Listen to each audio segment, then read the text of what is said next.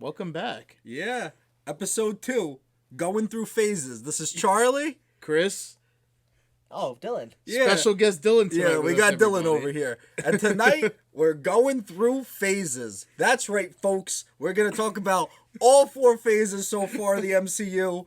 Let's get cracking. Let's kind of just jump right in. I'm going off the cuff. I'm going off the wing over here. You came at this so hard. I love it. I was so tired before, and I was like, man, maybe we should do this Monday. Fuck that. We're coming in, baby. We're going in. Let's start this thing. All right, so we're kind of just... I love it so much. Yeah, so...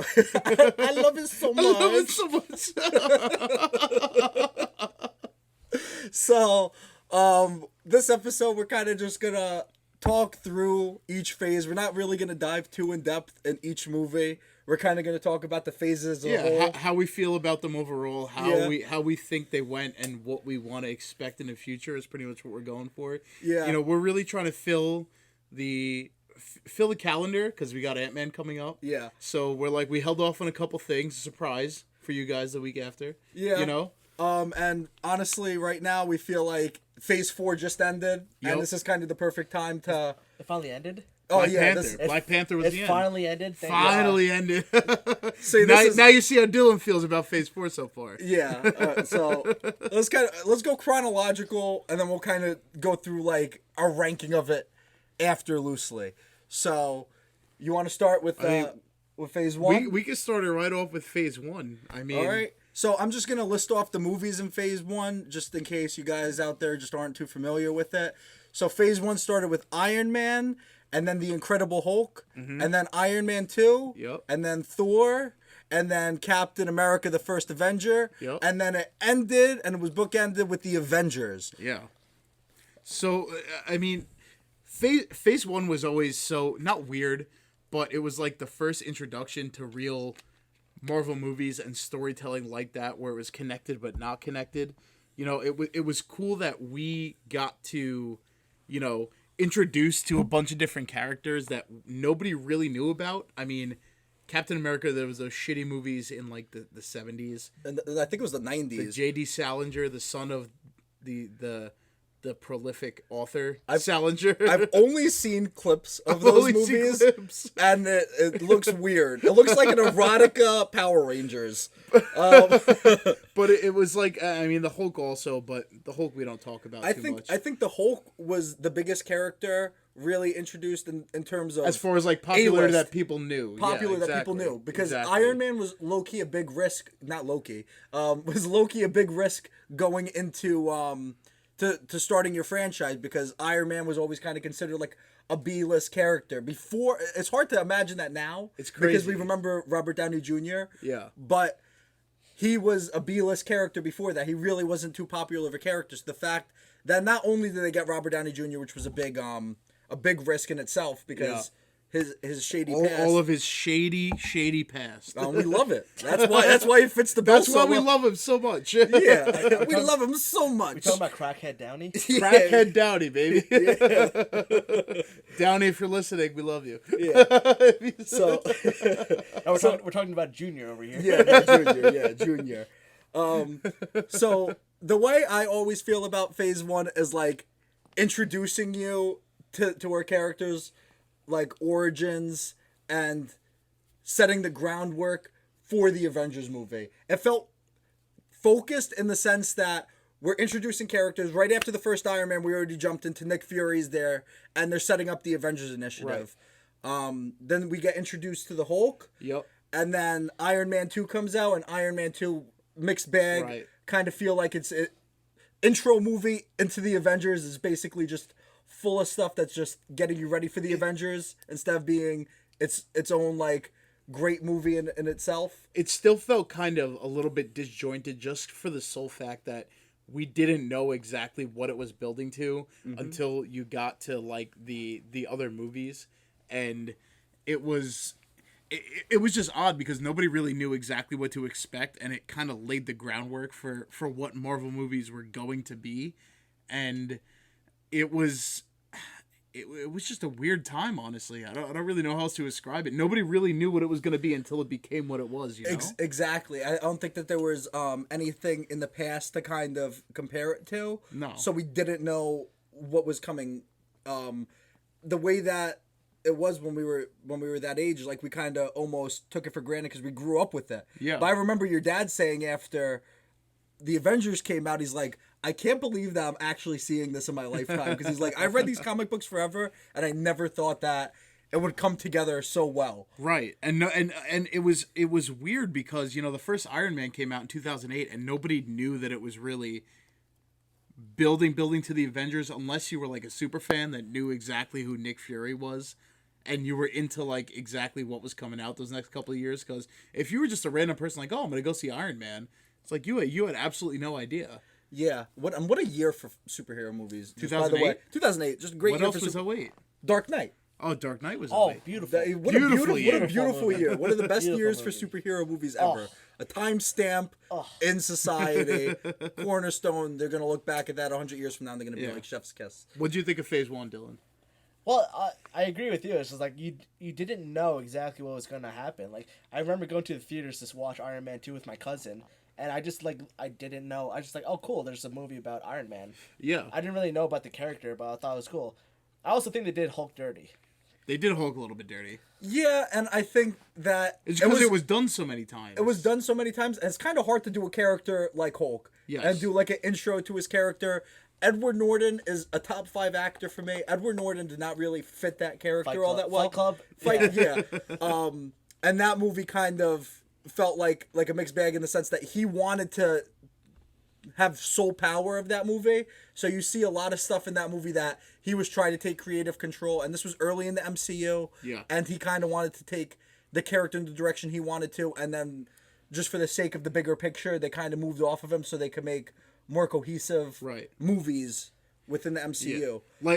Like overall with Phase 1, the way I kind of think of it is like the time it came out, it was fucking insane. Because like we had not gotten anything like that. But looking back at it, it kind of seems like it was a lot more disjointed than we think it is, just because we're so spoiled by all the shit that's come out past it. But it was such a good way to start introducing characters and lay the groundwork for the way that they're gonna tell Marvel stories in the future. Yeah. That I thought it was super cool, and it was kind of nice that it was more or less disjointed in that way, because it didn't have to be impeded by the straight up, you know, going into connecting characters in a connecting world, like kind of, you know, I hate to bring up DC. Yeah, I hate to bring up DC, but the way they jumped right into a universe where all the characters know each other, they know of each other, and the stories interconnect. It was nice to kind of have that clean slate to start off on. That you're meeting the characters individually. I will say that this phase is bookended perfectly. Mm-hmm. It starts with Iron Man and ends with the Avengers, and in between is kind of a little bit of a mixed bag that they're still trying to get their footing. And I don't think that I think all the movies in this phase are like great. Like I'll go back and watch. Yeah. I'll watch these movies whenever. It's just a little bit of a mixed bag in the middle, but I think that this is way more focused than people give it credit for. Yeah. In setting up the universe, Yeah. like they set out to accomplish. We're gonna introduce you to characters, and then we're gonna team them up, and we're gonna start the Avengers movie. It was a crazy climax. Yeah. So like you had again, I keep going back to you. I had no idea what it was building to, but like you got to Avengers and it all kind of made sense, more or less. It was awesome.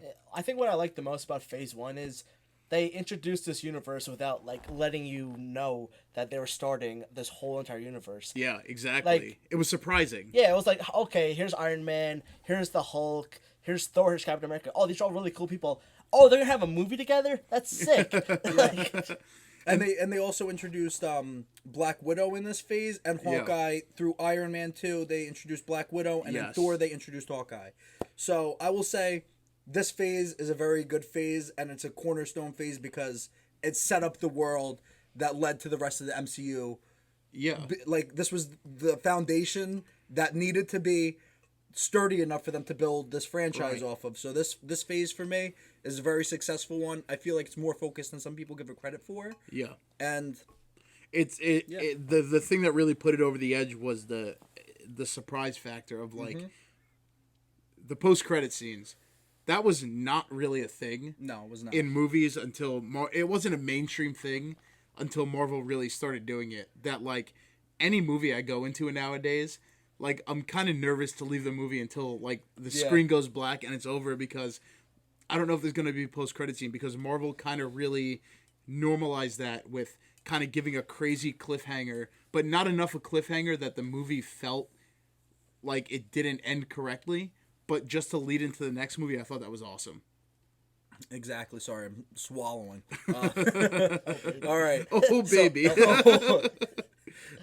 Okay. Well, with that being said, let's go. I think this is a good time to transition into phase 2. Phase 2. All right. So let me list off the movies in this phase so we kind of know what we're working with here. So phase 2 started with Iron Man 3, Thor: The Dark World, Captain America: The Winter Soldier, Guardians of the Galaxy, Avengers: Age of Ultron, and Ant-Man. Yeah. So you want to start off with your thoughts on phase 2? I mean, overall, this with phase 2, it definitely felt a little more disjointed. And I feel like that was because they didn't really know exactly what to do after Avengers. Mm-hmm. They brought all these characters together, and it's like, how do you split them back apart to do their own movies without it always feeling like an Avengers level movie where everybody calls on everybody to do their own things. But like thinking about it a little more, it felt disjointed, but kind of felt the same thing about phase 1. Yeah. But what makes it different from phase 1 that makes it feel more disjointed? You know? What do you think about that? I think it's the highs and lows that there's some movies in here, like Iron Man 3 is kind of considered like a black sheep movie, and Thor: The Dark World I think is widely viewed as the worst MCU movie. Which Thor: The Dark one World were you really about? It's Malekith. Yeah, that's all you gotta say is So this phase kind of felt like a bridge phase. Yes. That they're kind of expanding the world a little bit more, and you kind of get to see a little bit more inside the psyche of these characters. Like Iron Man 3 kind of focuses on Iron Man's PTSD from the events of Avengers. I was gonna say that the way it bridged from Avengers with the PTSD and the actual effects that movie had on people was really cool to see, and the way that they could build off, and taking completely different stories by completely different people, completely different writers, and starting as a jumping off point on something completely different was super cool to me. Yeah, and this phase also started to introduce more of the Infinity Stones. Yes. And they kind of coined the term Infinity Stones in this phase too. I mean, we see the second Infinity Stone because in Avengers we saw the Tesseract. Yep. And, which we didn't know was an Infinity Stone until Infinity War. Yeah. And Thor: The Dark World introduced the Ether. We didn't know that was an Infinity Stone. And this one, I will say, that is very important in character development because Captain America: The Winter Soldier kind of takes Captain America down a road that now he's versing off his best friend. Yep. And back in the 40s, good versus bad was a little bit more straightforward. The Nazis, it's like the Nazis are the bad guys, we're the good guys. Now he's in this world and he's kind of seeing, oh, I can't even trust my own government sometimes. Exactly. I don't know who to trust. So it puts him in like a position that his worldview is kind of changing. Iron Man's worldview is kind of changing, and he's like, we need to put a shield around the world. Yes. Captain America now is like, I don't know who to trust. Such a cool concept. Yeah. Which one? The shield around the world? Yeah. Yeah. And that carried through all the way through the end of phase 3, which was super, super cool. Can I ask a question? What do you got? What do you guys think about the Iron Man trilogy ending by the phase 2? The start of phase 2? I think me and him had a really long conversation about the Iron Man trilogy. That is not my... I think Iron Man is one of the most consistent characters throughout the MCU, but I think that his movies are very inconsistent. That 2 and 3 are not the best movies. No. And I think that the first one is perfect, and then it kind of... They tried to do too much. They tried to do too much, and a lot of the stuff that ends in Iron Man 3 kind of almost gets undone by Age of Ultron. Yeah. And they like you said, ending in phase 2, they took their time with Captain America, with Thor. They were really banking on Iron Man, and I think it was more Robert Downey Jr., honestly, than Iron Man. Just the star power. Exactly. The star power that people really responded to, that they wanted to pump out as many movies as possible. But I think by phase 3, where they really got their footing and understood what people were into, that if they would have started this, they wouldn't have made the same decision if they had the same experience that they did now, that they wouldn't have put 2 Iron Man movies back to back. I mean, 2008 to 2013 was that 5 years they had Yeah. 3 movies and the trilogy was over. This is also pre-Disney, pre them getting the rights to a lot of characters. They still didn't have rights to a lot of characters, so like they were working with a smaller bag of characters that they have now that they could kind of reach in their bag now. Exactly. We have Spider-Man. We have these characters.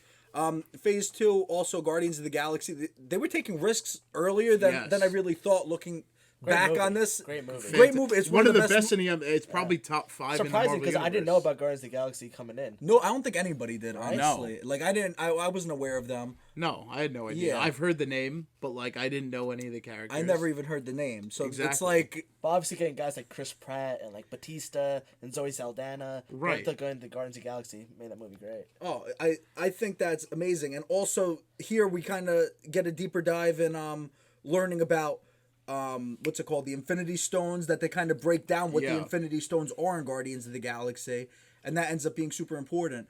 And going back to my point that they're doing character development and stuff, from Iron Man 3, his PTSD led all the way to Age of Ultron, and in that movie is the inception of Ultron. Exactly. Which all stems from his feelings from the Avengers, him dealing with his PTSD, Right. and him putting the shield around the world. So this kind of all brings together Yeah. his character arc that he's moving through. Characters are actually progressing in this. Yeah. And I also think that they weren't expecting all these team up movies to really be able to do mini arcs like Hulk in these movies. Yeah. Like Yeah. Hulk that only has the one movie that is not even Mark Ruffalo. But through all of these other movies, you kind of get a small character arc through when you see a little bit more of the Hulk. One thing I really found cool about, especially Iron Man, is that a little bit of a tangent, not really, but as much as the Iron Man movies are inconsistent, I feel like his character more or less learned from the shit that he did into the next movie that I thought was super cool, and it really kind of pushed forward that phase. Exactly like you said, like Iron Man 3 to Age of Ultron. But to that point, what do you think of the climax of Age of Ultron versus, say, Phase 1 with the Avengers? What was your feeling about it? I definitely thought it was a little less anticlimactic, maybe only because it wasn't the first time we were seeing it. You said less anticlimactic? More anticlimactic. Oh, yeah, more anticlimactic, Okay. excuse me. No, I was just double checking. Definitely because we've seen all of that stuff before, but I don't... In kind of the same way Phase 1 was, Phase 2 wasn't necessarily exactly leading into all that stuff that Age of Ultron was, like Phase 4, like Phase 3, excuse me, like that. It was all, by the end, pushing straight towards the Infinity War. Yeah, I think Phase 2, like I said before, I think it's like a bridge phase, and you kind of see the world a little bit more lived in, like in Avengers Age of Ultron. Yes. They already work together, so now you're seeing how they interact with each other without having to meet each other, without having to do the introductions. You get like the scene that they're playing with the hammer and they're trying to lift the hammer. That's like, one of my favorite scenes. That's one of my in, favorite all scenes. Of Marvel. Yeah, and you kind of see them in a world that's more lived in a world that they know each other more, and you're seeing them grow as a team and see how they interact with one another. That and we get Vision. We get a lot of stuff that's super important. Like we get the introduction to Scarlet Witch and Quicksilver in this movie too. The introduction and the demise of Quicksilver. As fast as he was, as fast as he came in, he left. He wasn't all that fast. I was like, this character's sick. 30 minutes later, fuck. You know how bad I wanted his shoes? Really? He had sick Adidas, bro. I was like, I almost don't bought. remember the shoes he was wearing in The that. one thing I kind of thought about was that maybe the climax didn't feel as impactful, because Avengers 1, every single main character that they introduced showed up in Avengers and had a part in it. Coulson, Nick Fury, all the 6 main Avengers. By Phase 2, by the time we got to Age of Ultron, we had Guardians of the Galaxy, and we had a couple more characters introduced in the movies here that weren't all included. That kind of made it feel like there were some hanging strings by the time we got to, the Avengers, which at that point we kind of understood that Avengers movies were the bookend to these phases or this kind of story arc. So what I'll say is Phase 1 is the introduction to the world, to the character. Phase 2 does a good job of building out the world that the superheroes live in. They introduced Wakanda in Age of Ultron. Oh yeah, they hinted at it, right? Yes. They didn't explicitly really No. like divulge into what Wakanda was, but they teased it. Yes. I think why Phase 2 seems anticlimactic to you is that it really is more about world building and building up like what the events leading up to the Infinity Wars. Yeah. And they got better at laying seeds. Like, Exactly. Thor's vision of the Infinity Stones was huge.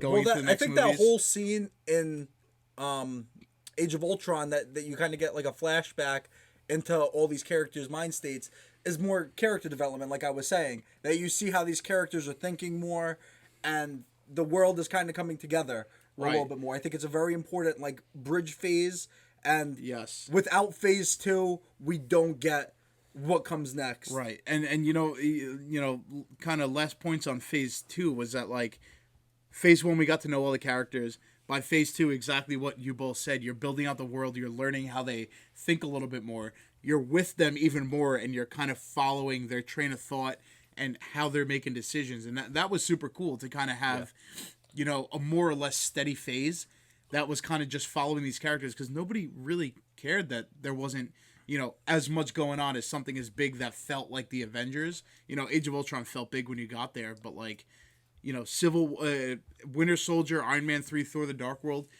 in retrospect, they were smaller movies, but you were happy to follow the characters because you got to know them in the last phase, and you're like, all right, let's see what happens next. Winter Soldier did have some big implications. Winter Soldier did have some 'cause, big implications, but that's the Shield. Russo brothers. That's the next topic. That's the next thing that we'll talk about. It's the Russo And brothers Also, era. it's funny that we keep saying that this was bookended by Age of Ultron when Ant-Man. Ant-Man was actually the last movie in this That phase. was such a weird decision. No? It's such a. I think that you're seeing more that they're trying to get the phases a little tighter.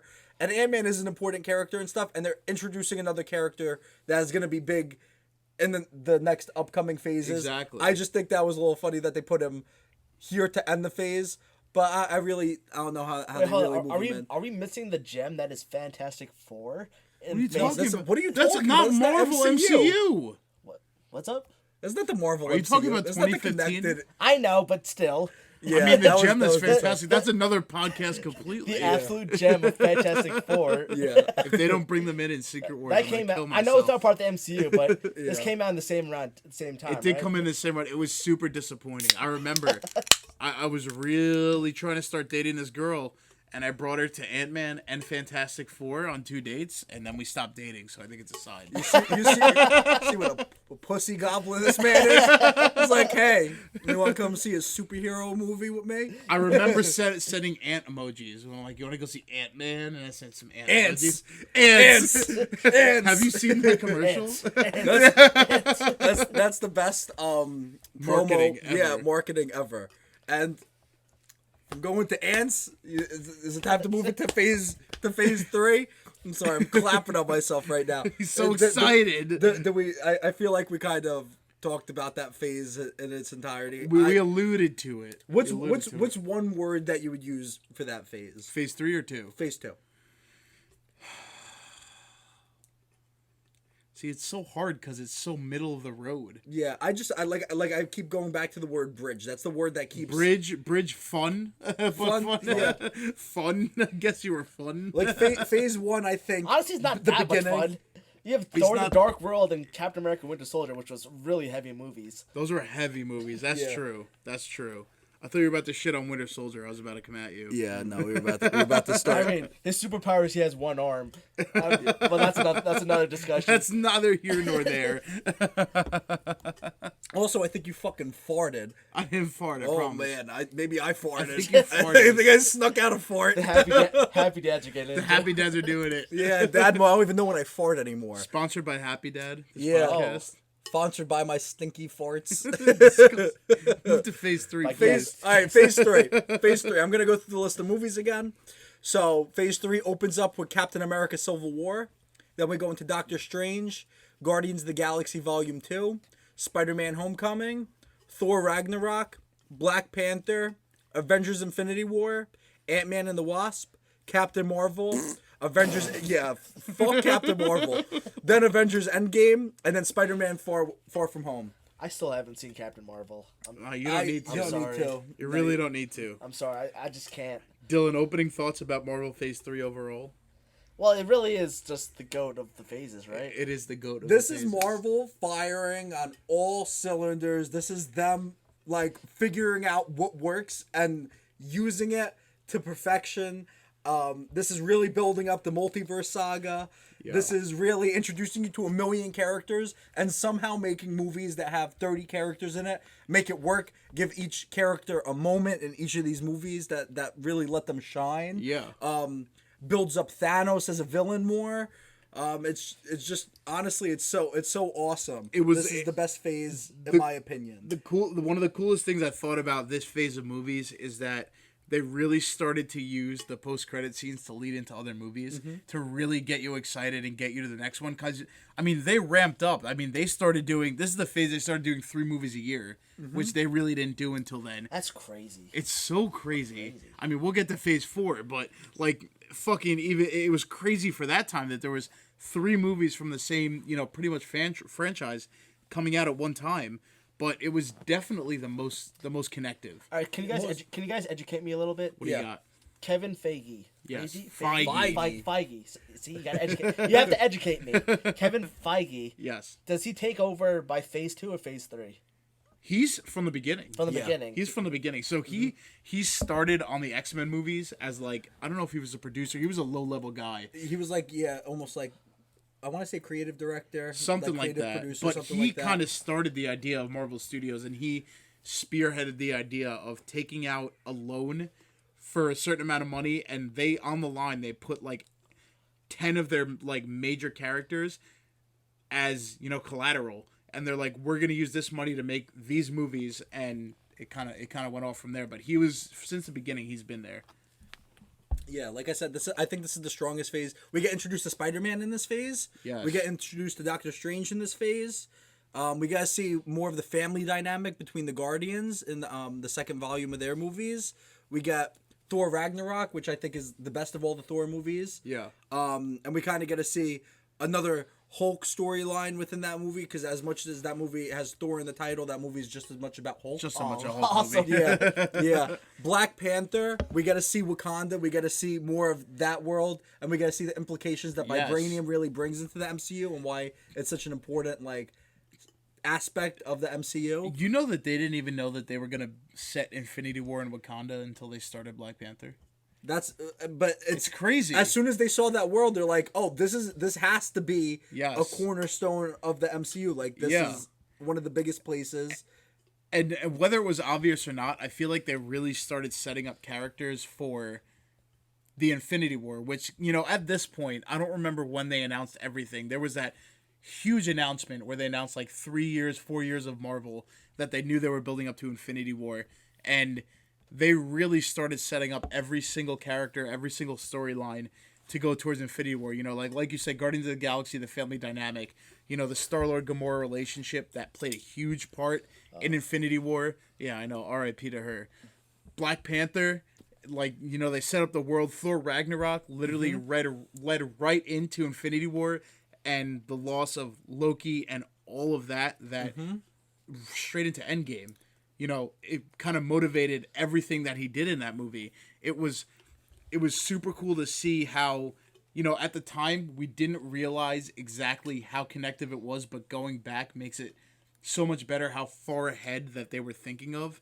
And, to that point, first movie of Phase 3 was Captain America Civil War, and, we alluded to it earlier, the Russo brothers, that really were integral in setting up and setting the stage of the world for Infinity War. The end of Civil War was everybody separated, and that's what kind of led to the loss in Infinity War. And Captain America Civil War acts as like Avengers 2.5, that you kind of you're with the Avengers the entire movie, and you're seeing how their actions had consequences and ended up splitting up the team, and that is why in Infinity War everybody's separated. No one's really working together in that movie. They have to kind of come back together and start working as a team again. Yeah. The Russo brothers are integral in the entire MCU, I think. Right. I think the Captain America movies are perfectly consistent. You watch the Captain America movies, you get pretty much more or less the entire story of the MCU. Yes. It's kind of crazy how much those that through line kind of goes through the entire span of the MCU from phase 1 to phase 3. And those are the most consistent movies. Obviously, we talked about that too, but I will say this is not only a special time within the MCU. This is a special time within cinematic history. Yeah. That these were blockbusters that every single broad, one was a blockbuster. But not only in the sense that these movies were big and they were for broad audiences, because you could go into any of these movies, you could go in and enjoy it. And if you're really involved in the MCU, you're like, wow, you see how much it connects together, but each of these movies stand alone as a movie that you could go in and see. Like Black Panther was nominated for Best Picture during the span. This was just a special time in cinematic history as much as it was just within the MCU. Yeah. It was broad, but it also was so interwoven and tight and connected that it was just something that I don't know if we're ever going to see again. No. And a lot of people say that after phase 3 that they're kind of like, oh, this is where the MCU ends for me. Bullshit. I know a lot of people, trust me, I know a lot of people that kind of feel like after Endgame they're like, I really don't need to see any more Marvel movies because people don't want to get off the train, get off the carousel. It's like it is a very good stepping off point for people that don't want to follow a movie franchise for over 10 years. Because I know there's people that don't want to do that. It was just bookmarked so like you couldn't write it any better to end where it was in Endgame. That was such a high point that it's almost so hard to follow it up. Yes. And this movie, like we see in this phase 2, we see almost double the amount of movies from the last 2 phases. Oh yeah, double. So it starts growing because there's, like we said, 3 movies a year at this point too. And these movies, it was 3 a year, but it was still so consistent. Yes. It's not like these movies were all coming out outside of Captain Marvel, which sucked eggs. All these movies are really good movies that you could go and enjoy, and there was no really like low points in this. Everything was kind of firing at all cylinders. Yeah. Pros and cons of phase 3, Dylan? What do you think? Well, obviously pros is just like they have a clear-cut plan of what they want to do. Yeah. They know that like it's going to lead up to Infinity War, and then the cliffhanger for Infinity War is insane. Incredible. One of the best cliffhangers in cinematic history. And then they give you Ant-Man and Captain Marvel. And then they finally bookend it at Endgame. It's not a lot of cons for me, but besides the obvious one. Yeah, it's hard to find cons in this, and it is like you said, just Marvel firing at completely all cylinders, and there's no real. People were on the train at that point. That's really the big thing, is that they had so much backing and so much support by everybody. Just from I've never been in a movie before Infinity War that I will say that the crowd was so invested and cheering in a movie theater. I've never seen that before. Oh my God. I've been going to movies my entire life. Yeah, you remember that, of course. Like that was a peak in cinema history in the sense that people are chanting in the movie theaters now. When those portals open? Yeah. Oh my God. I can't recall a time before these movies that the crowd was so interactive in movie theaters. It's crazy. And it was completely okay. It was like just everyone was so excited for these movies. Because you'd be a weirdo if you did that beforehand. Yeah. You're like, what the fuck are you doing? Yeah, exactly. Sit down. And these movies were very, this phase is the most focused of all the phases. It's like tunnel vision. It's like everything that they're doing, they see the next thing, and it's just bam, like right after another bam, bam, bam. These movies are just, it's just coming at you. Emerald Lagasse over here. Yeah. Yeah, so then I think after this phase, it's so hard to follow up. How do you follow up something like that? Like Endgame. Like you're really not able to do anything. I mean, everybody as Endgame was coming out was like, nothing like this will ever be done again. No.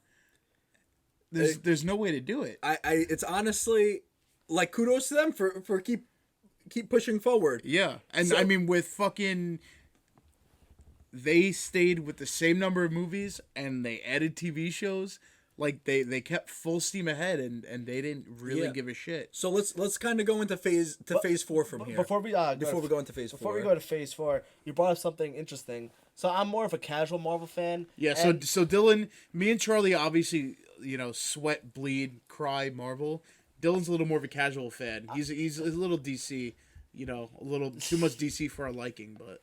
So as a casual Marvel fan, you brought up after the end of Phase 3 is why watch it? And I think I was kind of at that point. I was like, really? Yeah, I was like, I'm not really interested in what goes on after this. Like, they really just told the perfect story. I'm like, yeah, it's cool. I'm not because we see the end of Captain America, we see the end of Iron Man, and those are the two characters I was most interested in.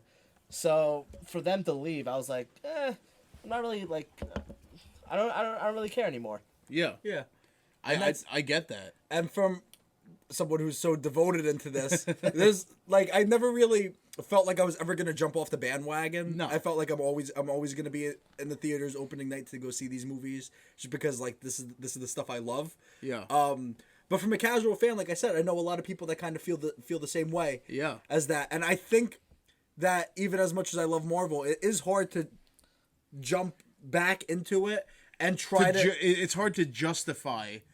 Keep going after Endgame. Yeah, and this kind of goes into Endgame is, again, we talk about you think that's the bookend of this phase. It's actually Far From Home, right? And at the end of that movie, you get the big the crazy reveal that Spider-Man's identity gets revealed, and also the Skrulls in there. So they're leading into something into Phase 4 that they're there is more to this world that I think that's really what did it for people that see every single movie, that it's we're not done yet. No. They knew exactly what they were doing. Exactly. And the Skrulls are set up now, so as soon as we saw the Skrulls, we're like, oh, what's next? Yeah, exactly. They do a good job of not ending obviously Endgame is the end of the phase, but also with Phase 2, they don't end it with the Avengers movie. It goes to Ant-Man, so it gives you a little bit something else to keep on going. Exactly. Yeah. It's the kind of, they do the real heavy shit, the real big shit, and then they give you a little bit of a carrot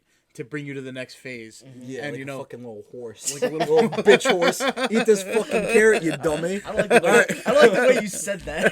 It's a little horse. Yeah, no. Horse. Sorry. My brain jumps from thought to thought. So anyway, now we go into Phase 4, and like we said, this phase to me feels the most unfocused, 100%. And it feels like this phase doesn't have a straightforward through line. Right. There's no big climax that's leading to. It's kind of doing a lot of world building. This is also the phase that they're introducing the most content. Yes. And sometimes to its own detriment, I will say. Yeah. Because there's a lot of stuff, and they bit off a lot in this phase. Now they're taking a jump into TV. Now they're taking a jump into movies. But now they're introducing more movies. Now, right? Was it 4 a year now? I think I think they might have backed off from. They might have they might have backed off from 4 a year. Yeah. During this. But just to list off these movies quick. So we got Black Widow, Shang-Chi, Eternals, Spider-Man: No Way Home, Doctor Strange in the Multiverse of Madness, Thor: Love and Thunder, Black Panther: Wakanda Forever. But also thrown in there, sprinkling in those TV shows, we got WandaVision, Falcon and the Winter Soldier, Moon Knight, Miss Marvel, She-Hulk, and then we got the specials. Loki also. 2 is probably the most important of all these. This is off the dome, so yeah. Werewolf by Night and Guardians of the Galaxy special. So it is by far the most content that they've put out, and it was definitely weird because again nobody knew exactly where they were going with it, and as much as we thought, what the hell is going on, I'm sure Marvel was doing the exact same thing. What do we do from here? Yeah. And it's kind of, it's honestly a little bit interesting to see the progression of the movies and seeing kind of where they're building to, because it's the same thing as Phase 1, Phase 2, that we're not going to really see the full picture until they get all the way to the end with, Phase 5, they got some stuff coming up, but there's some big bookends that come up there that we don't know exactly what it's building to until we get there. Yeah, exactly. And this phase almost felt like we're gonna stuff you with as much content as we can because you want more Marvel. And now this is the real big launch of Disney Plus, that they're trying to get these Disney Plus shows some steam. They want more content going to Disney Plus. And this is also where it becomes hard for casual fans to stay on board, because now you have 10 hours of content in a TV show that's integral in the movies. Right. And it's kind of hard for casuals to keep up in this. Even I'm gonna call Charlie out right now, because even as the diehard Marvel fan that we preach we are, he hasn't seen all the TV shows. I haven't finished all the TV shows. Dylan, as more of a casual fan, has not seen all the TV shows. I've seen most of them. I think I've seen all. You've seen most. You haven't seen Miss Marvel, because Miss Marvel doesn't matter all that much. I actually did watch Miss Marvel. Oh, you did watch Miss Marvel. Yes, I did. I did not hate it as much as I thought I would. But it's getting harder and harder to keep people on that bandwagon just for the sole volume of the. I mean, we had all last year. We probably went 6 weeks without a new Marvel thing coming out total. Yeah, out of 52 weeks, because there was a show, and like a month, and then there was like a movie and then a show. It was nuts. And during this phase, it felt like they're also trying to almost hang on to stuff from phase 3 and below, because Black Widow comes out during this span, which kind of almost felt unnecessary. Yeah. That it was like they kind of missed the train on when this movie came out. Yeah. And I feel like it just almost feels like a little bit out of place. Like, why are you going back to this now? Right. It's a lot of passing the torch in Marvel Phase 4, which, you know, I see why they did it. I think they're really trying to get more people onto the bandwagon at this point. I feel like they're thinking of this phase as more of a place for people to start back up again. Yeah. You know, people that might have fell off in the beginning to jump back on and get back into it. But it gets a little bit tired, maybe, for people that have watched it over and over, because it's like, you know, we're seeing all the characters that we saw in the first 3 phases kind of go away and pass the baton on to other people. Yeah. I think that this is another reintroductory phase that we just finished a lot of big characters arcs.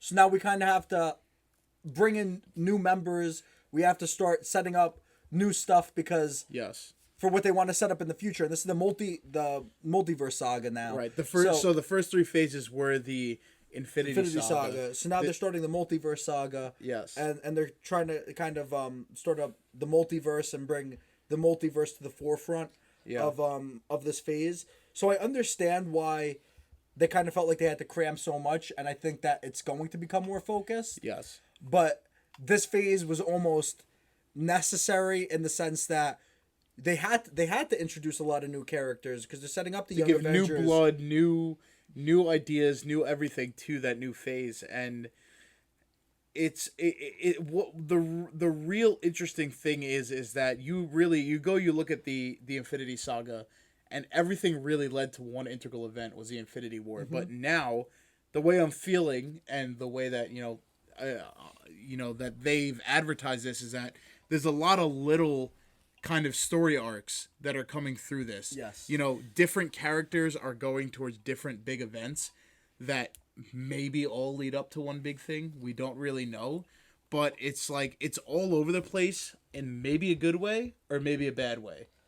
You know? Yeah. I think that this phase has some of the biggest highs and also some of the biggest lows for me. So I feel like there's a lot of peaks in this, like Spider-Man No Way Home is one of the biggest highs in the entire MCU. Would you say that's one of the biggest highs that you've seen in a movie? Yeah. Toby and Andrew Garfield.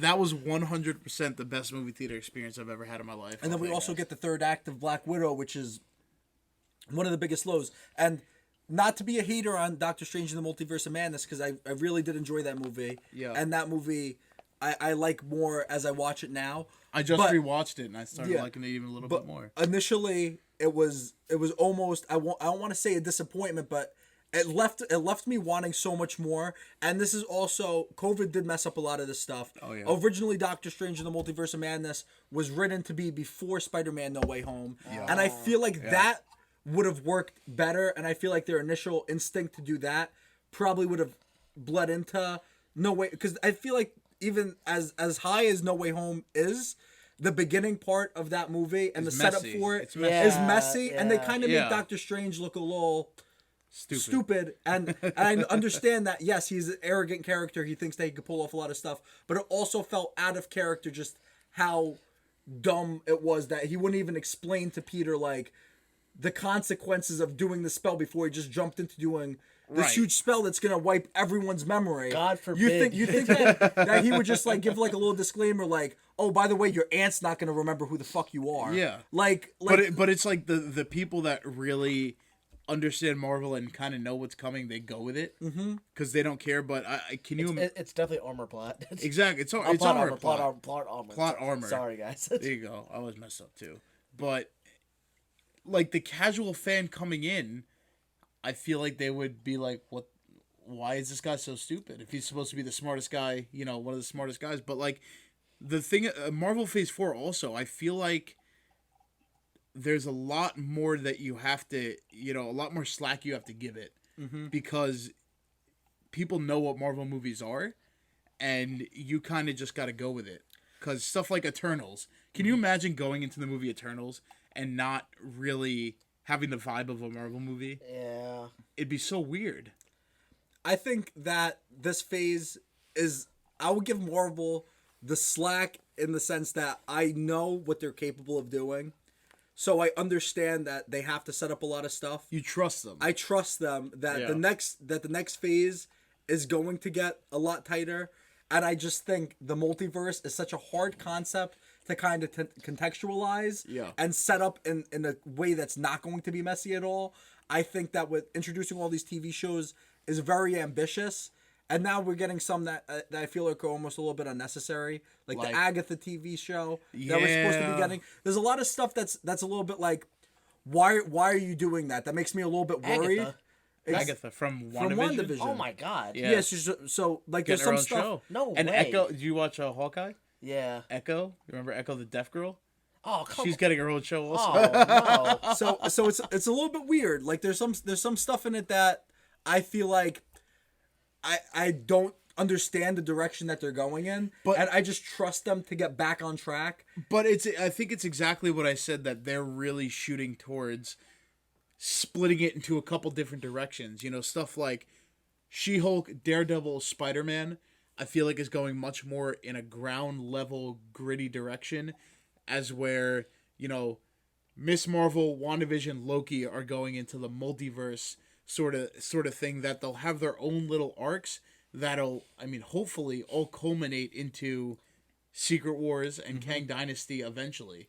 Yes, and honestly, I do like, I understand that all these characters' arcs ended already, and it's okay now that I want to see these characters again from a different perspective, from a different universe, that I'm excited for that aspect of it, that seeing characters from different universes come in, like some of the X-Men characters, and maybe potentially in the future seeing some Iron Man like reincarnation of seeing maybe Robert Downey Jr. take up the mantle again. Tom Cruise? But some stuff. Yeah. He was originally he was supposed to one of play the original Iron Oh, Man. really? Yeah. Yes, sir. So it's kind of exciting in that sense that we could see characters in a different light, and we could see some of the biggest stuff, that like Secret Wars was one of the like biggest things In the comics? in the comics, and that's one of the that's one of the things that's it's so exciting to see that stuff. It's so exciting that we might see Venom come into this universe, and finally connect with Secret Spider-Man. I really like those Venom movies. I love Venom movies, honestly. Dude, they're just like crappy enough to be funny, that like I don't care that they're good or bad. Yeah, they're fun. They're definitely just fun exactly. movies. They're fun. That's why I go with them. But like other stuff, I never even saw Morbius. Morbius. Oh, it's stunk. Morbin time. It's Morbin Morbin time. I loved when he said that in the movie. He said that? No, he No, didn't. No, actually. it's so funny. That's just great. Because that's what you would think. That was another one that like kind of makes this multiverse thing a little dicey. Is that like People are jumping onto the bandwagon. Yeah, I don't trust Sony at all. No, and no it kind of shot. it frustrates me. And as much as I did enjoy the Venom movies, because I really did enjoy the Venom movies, Venom's one of my favorite characters ever. But as a purist, seeing Venom without Spider-Man Makes no sense. takes away from what the character is, and it makes him a different character. Yeah. And I'm okay with that. But at the same time, it's kind of frustrating that that's the incarnation of Venom that we got before we got this. Yeah. Venom But- versus and Spider-Man. Right? Venom versus And just to go back, Spider-Man. can I just rant on like what my theory was? Yes. I don't know if I heard this before from someone else, and I'm just taking it as my own idea. because I very well know that I watch a lot of YouTube videos and a lot of that stuff just gets fucking imprinted in my mind. So I don't want to take full credit for being like, I'm a genius, Marvel, hire me. But I thought that when they went to fight in space in, what was it? Secret Wars. Was it? No. I'm saying Infinity War. Oh, Infinity was War, it Infinity yeah. War that? Yeah. Okay. Spider-Man got on the Spider-Man ship, went to yeah. space. So my initial thought when I saw that in the trailer was, They're gonna do Venom. they're gonna do Venom. Like, it makes sense. Maybe they won't do it in this movie, but he's gonna be in space. Right. Maybe in this movie somehow he steps on the symbiote, or the symbiote like connects with him in this movie. Yeah. Because now he's in space. I'm like, oh, this is the perfect way to kind of lead into Black Suit Spider-Man that we see. Yeah. That we see him in, like that. And I was so excited for the idea of that. And I didn't really understand the copywriting issues or whatever the contract Sony issues and were. Marvel and I mean, because Venom was coming out that same year. Yeah, like I thought that somehow it would be connected, and maybe they would, because I feel like there was a lot of talks about Tom Holland being in those Venom movies. There's always rumors and stuff about Tom Holland being in all those, but I honestly hope that Andrew Garfield is a Spider-Man in that universe or something. You think it's gonna actually happen? I don't know. They're do- going to bring a Spider-Man in somehow to that universe, whether it's a new Spider-Man or they bring back Andrew Garfield in those movies. I think Marvel will acquire the rights to it before that happens. You think? You think so? Listen, if it was gonna happen, I feel like it would have happened already. Well, I feel like Sony just wants to milk this for as long as they can. Venom's already getting introduced into the Marvel universe, isn't it? Well, it's kind of like, They like did almost like a one-off. The symbiote at the end of He got blipped in, and then he blipped right back into his own universe. Right. So they left the symbiote behind, which is a hive mind, which also confuses me because now does he have the memories of all the Venoms. Tom Hardy's Venom movies? Yeah, because Venom got blipped into the universe. He saw Spider-Man on TV. He said that guy. Like, he had some recollection of who Spider-Man was. But Sony's chugging along, and that's the thing that worries me. They're doing that Madam Web movie. Yeah. And they're doing Madam Web is such a cool character, by the way. Which one? Madam Web. Madam Web. She is a such cool character. But, like, I don't know. I don't trust them. Exactly like you said, I don't trust them. I don't trust them at all. I would so love for Sony to be the type of storyline that jumps in and out of the Marvel universe, that matters sometimes and sometimes does its own thing. Mm-hmm. I would love to have offshoots of the MCU, but I don't know if it'll ever really happen that way. I just honestly feel like there's always the entity of just the money grubbing. I want to latch on and just get the money for it. Because didn't Morbius like do pretty well in the box office? Morbius bombed. Did it bomb? Absolutely bombed. Absolutely bombed. But I'm just saying, like, they want to get as much money from the success of the MCU and being associated with Marvel that it kind of worries me. Yeah. So I'm not really sure how that's going to end up going in the future. Yeah. Hopefully Marvel could just acquire the rights. I also am hoping that Marvel doesn't get too Disney-fied in the sense that it gets toned down to the lowest common denominator. I mean, toned down. She-Hulk was like the raunchiest TV show that Marvel's done. It was so funny.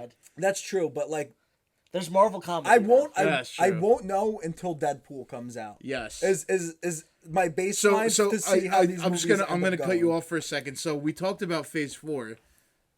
This kind of leads right into what do you want to see in Phase 5. Okay, so talking about Deadpool, I mean, they've been talking about doing a rated R Deadpool Disney version for so long. What do you want to see out of something like Deadpool that was an established, set of movies that are getting, quote unquote Disney-fied? Like, what do you plan to see? What do you want to see out of it? Well, Deadpool has always been very self-aware of other superhero movies around it. Yeah. And making fun of all these movies around it.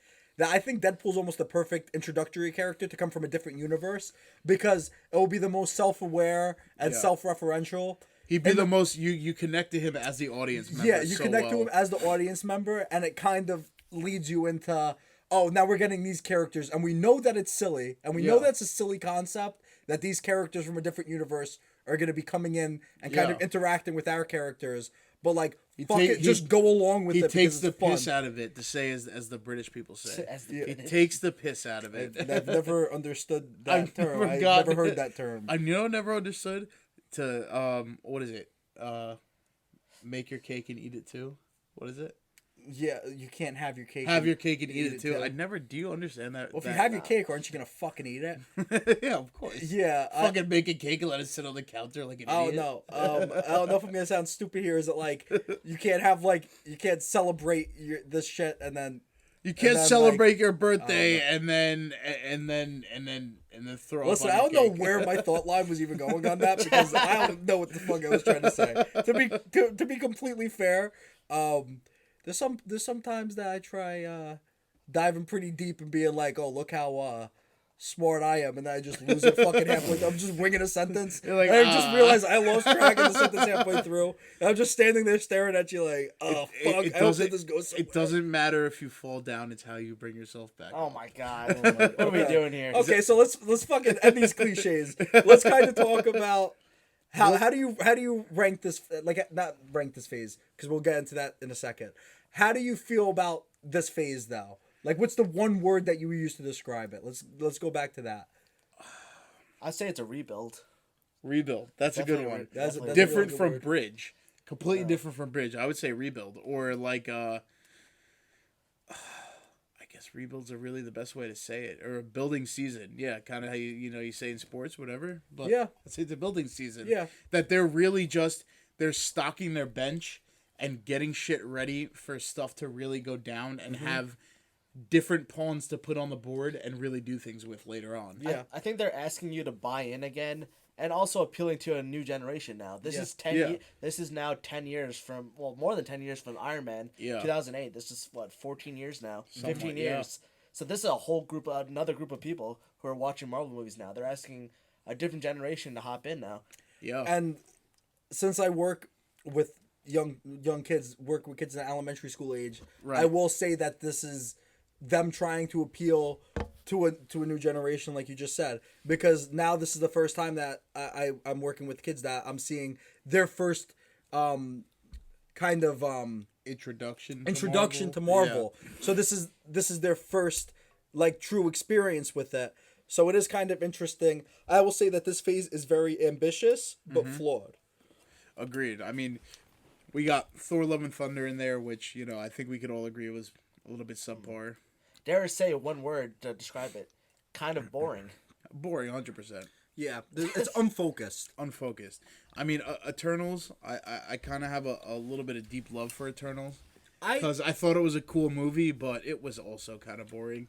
I rewatched Eternals, because we talked about this in the last podcast. I'm like, I didn't give this the full love. Yeah. Like, I didn't even give it the second rewatch, which I do for all of them. And I will say, after watching it a second time, I did appreciate it more. I did feel like they were trying to be more cinematic, and like some of the shots were just like, even though it was like on a green screen and stuff, like they tried to make it look like a movie, and it looked like they're trying to take stuff in a different direction. They're taking the most risks this phase, 100%. And I'm perfectly okay with that. Because it's not going to be perfect again. Like, we went back to phase 1. It was a mixed bag sometimes. Yeah. That they're still trying to get their footing. And now it feels like they're trying to get their footing again. And they're trying different stuff. And that's honestly when Marvel ends up bouncing back. I would say the most. That they get their footing. And once they get their footing, then they start firing away. And it's like, oh, okay. Like, I don't know why I didn't trust them to begin with. It's a really a long game with Marvel, which is what I like. A lot of movies try to go with, leaving you with exactly what they want at that movie. And Marvel, I feel like, just has a confidence to be like, we're not going to do exactly what you want in this movie, but give it, a year or two, and you'll really come away with the full effect of exactly what we were trying to do. I would say it's similar to phase 1 and 2, and where it's asking you, it's like it's a reintroduction. And it's kind of a bridge, too. Yeah, 100%. It's trying to converge phase 1 and phase 2. That's the introduction and the bridge to the next phase. Yeah, I'm really excited for phase 5. That's all I know. I am super excited for phase 5. Before we start talking about the movies and stuff that we're excited about with phase 5, let's kind of just go around and give like a quick ranking of how we put these these phases in order and how we feel about them. So I'll start with Chris. I mean, I would go, if I were to straight up rank it, it's probably phase 3, phase 1, phase 4, and then phase 2. Okay, the way that you did it was first to last. First to last. Okay. So phase 3, then Phase 1, Phase 4, and Phase 2. Yes. Yeah. I will say my personal opinion is Phase 4 is my least favorite. I feel like the through line is not as consistent as I would like. That's going to change with time, though. It will change with time, but I feel like these movies, like, I will go back to Phase 3 movies way before I go back to Phase 4 movies. Yeah. So I will say Phase 4 is my least favorite. And then I will say Phase 1, as great as Phase 1 is, because now we're just getting into movies and stuff that I really like. In retrospect. Phase 1 in retrospect is an introduction. It's very important. But I like going into Phase 2 with more of, now we're getting some more character development. And now we're kind of seeing these characters at a deeper level. And then we go into Phase 3, which I feel like, I already said before that this is my favorite phase. I feel like they're just firing at all cylinders, and it's the most focused. And it's just cinematic history that we got to sit through and grow up with. And I feel like that's something that years from now, I don't think that we truly could understand because we're still so close to it. Yeah. But with time, I feel like we're really going to look back at that short era of movies and realize, that was like the peak of movies that we got to see. Oh, yeah. Yeah. How about you, Dylan? How would you rank I'm these? agreeing with you. 3, 1, 4, 2 for me. 3, 1, 4, 2? Yeah. Mm-hmm. Yeah.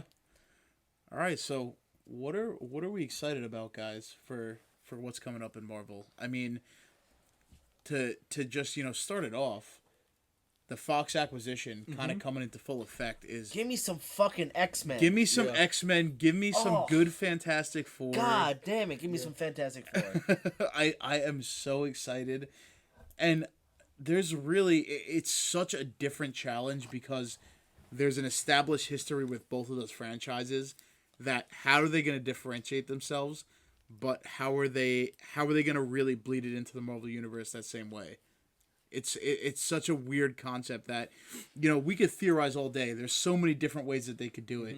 The Fantastic Four got stuck in the quantum realm, or the X-Men have been there the whole time and nobody really knew about it. But everyone says those cheesy. I feel like Marvel's going to really come up with a super creative way to bring it in, but to also make it feel like the same as an MCU movie that's so different than what's come before.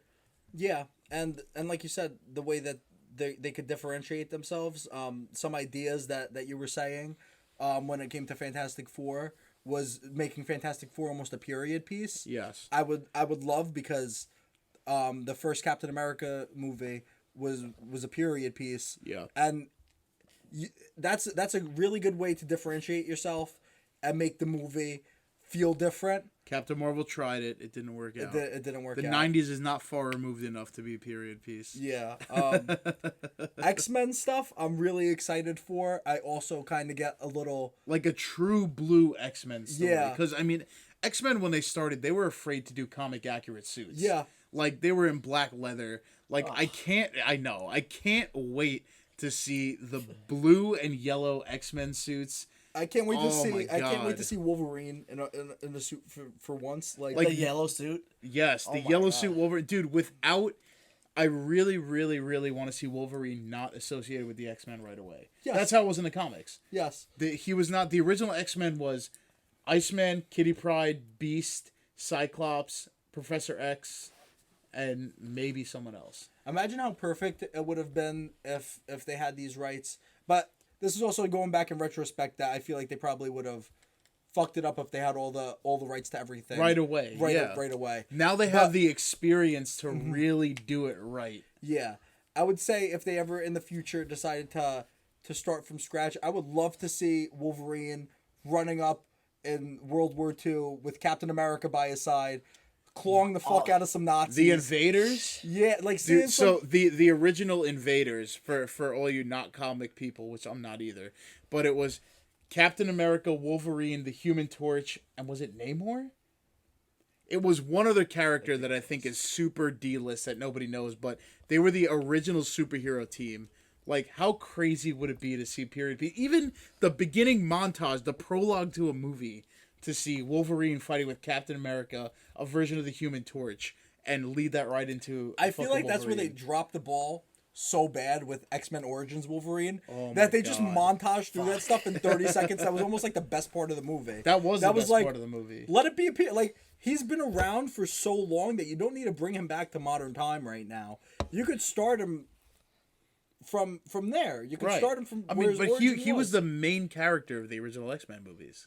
Yeah. and he was the Robert Downey Jr. to keeping those X-Men movies like together. Right, and he's coming back for Deadpool. How crazy is that? I'm not a fan of that. I am really? so excited for I am that. so excited for that. The thing, Logan was such a beautiful ending to that character. It was. That just to see him back in a goofy role, It's it doesn't sit right with me. It's pre-Logan, like as far as the timeline, but I completely understand what you're saying, that he put it to bed the perfect way that you don't want to see him try and do it again. It's like sometimes you have like you've just had perfection and like to fuck with it. I don't know. I like the fact that he's coming back in a different, like, that's why I was saying before too, like, I'm okay with that because it's a different universe. Right. Like you could use the multiverse to your advantage to let a character come back. Right. Like that, like a character that Right. that we know and love. Because I think Logan is the perfect bookmark to that character. Yeah. But like I will never be mad at seeing Hugh Jackman play Wolverine. Also, it's funny that I just heard this the other day too, that he used to like dehydrate himself. Yeah, I told you, Yeah, Yeah, dude. you He told wouldn't drink water for like 2 or 3 Dude, he days looks- before he he shot was to make him Logan. vascular. He was ripped in those movies. to make him vascular. Those veins were popping. Oh man. I dare to say to the point of almost gross. No. Yeah. No, No, it's Wolverine- kind of hot I'd still. fuck the shit out of Wolverine. Wolverine growing up was my favorite superhero too, and I used to run around with like butter knives in my hand. Fucking Wolverine! Go up to your mom. Yeah, so like I am excited to see him kind of in hopefully movies that end up actually doing these X-Men characters more justice. Yeah. Because I feel like those movies were like some of them were so great, but there was the highs and lows to that were really like peaks and valleys. It was Yeah. like something really cool followed by something awful. That's something we And want there to was talk no about. consistency. We want to We'll talk about the these- later podcast. Yeah, we'll talk about this stuff in a later podcast. How about the original announcement of Marvel Phase 5 and 6 was Avengers Kang Dynasty and Avengers Secret Wars in the same year, which was fucking nuts. Yeah. But even still, seeing Secret Wars up there, it's like, it's insane. Because they can do literally anything at this point. I mean, they got Toby and Andrew back for Spider-Man No Way Home. Like, what are they going to do next? And also fun stuff with this multiverse is that we could potentially see Chris Evans take back his mantle of You think the it's- Human Torch. Oh, yeah, you didn't... Oh, my God. I don't dude. think he's gonna do it, but like, I don't think he would. Those but movies were not as bad as people ever said too. Like those Those were my childhood. Yeah. yeah, exactly. And seeing Jessica Alba. Oh, just Yeah. almost naked, and you were like, "Oh my God!" yeah, that was a peak for sure. That was a peak in But 2 ways. I think that the casting of those movies really weren't bad, and I feel like for the time those movies were good for what they were. That was pre. if they could keep Michael Chiklis, I think that's I've perfect. we've talked about this a We've lot. I talked think about Michael that. Chiklis is the perfect thing. Thing. So, and like that's a character too that like it doesn't matter how old he gets because he's always gonna either have prosthetics on or they're gonna Yeah. CGI it to fuck. Yeah. I hope they never have prosthetic thing. It's gonna look so bad. But we'll see. I think the future is looking bright. Although right now it has been a little flawed up to this point. Yeah. Like we said, I think they're rebuilding, they're retooling, and Yeah. I think they're gonna come back strong. And I'm excited to see the next phase. I mean, we're gonna have to see with Ant-Man, which we're gonna me and Charlie are gonna be getting on a podcast. We're gonna be talking about Ant-Man once it comes out. Yeah, we're gonna do a full body review of that movie. We're very excited. Yeah, very excited. We'll give you some spoiler free stuff so you guys can just listen to it and kind of just get our feelings first, and then we're gonna fucking dive into spoilers. Then We're we're not diving gonna into talk about fucking spoilers, bro. What the fuck? What the fuck you think this is? I'm cursing a lot. I'm just excited. I'm glad that we got to do this again. I am. and I'm excited for this podcast to grow. Yes.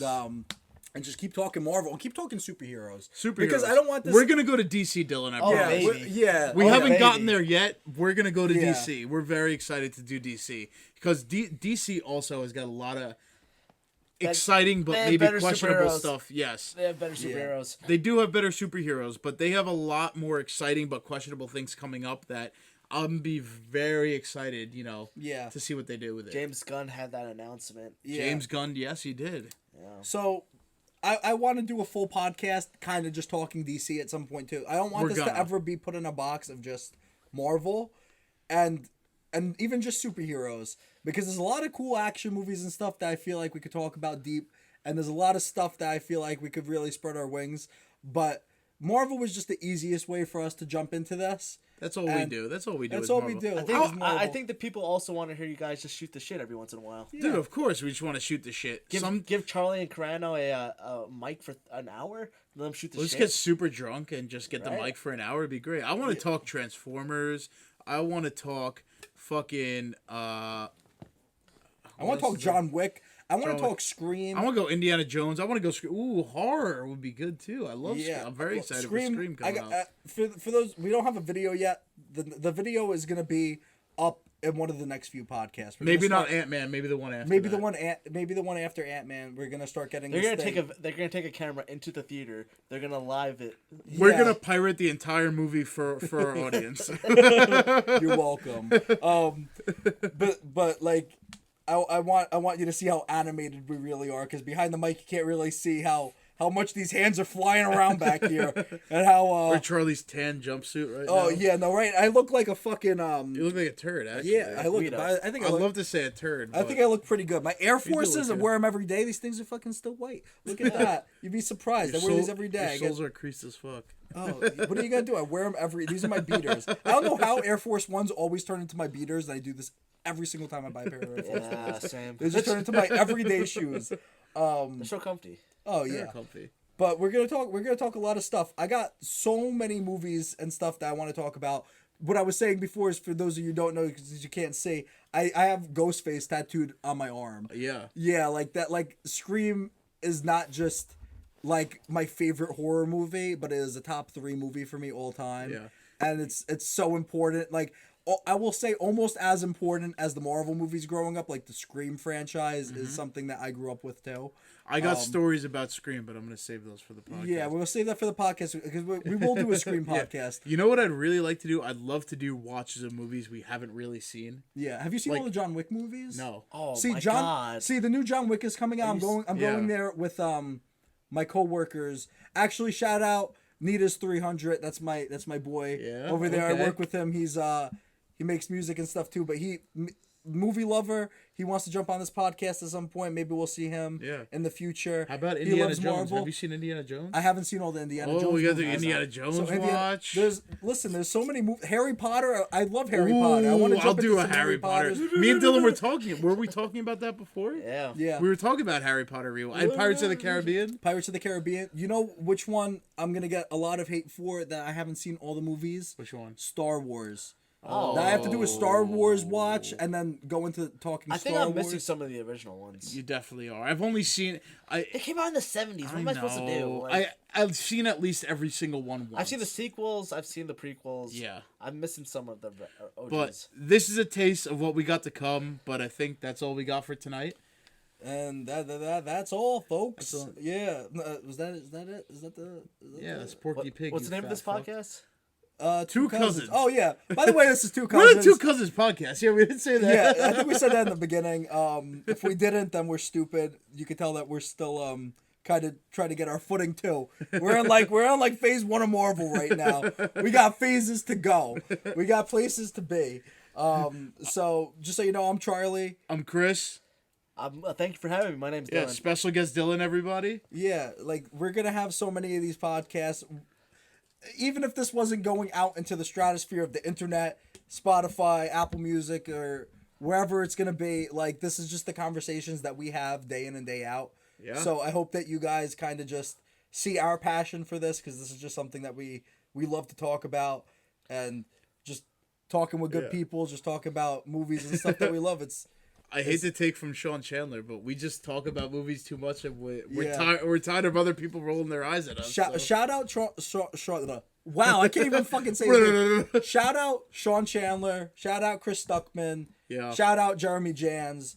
These are guys that I've been watching since I was little now. Like, YouTube has been around forever. Like, nobody ever really, outside of us, has been able to really have conversations like that deep about movies. And movies are something that have always been like super important to me. And like cartoons, I have a whole like when we have the video, I have a whole sleeve of cartoons. What are you getting into right now? I'm just saying, like movies, cartoons, everything. Like all this stuff has always just been so important to me. So it's so fun that we're finally having like a platform to just talk about this like unhinged. We're gonna get into all of it, but look out for our Ant-Man review next week, and we'll see you guys next time.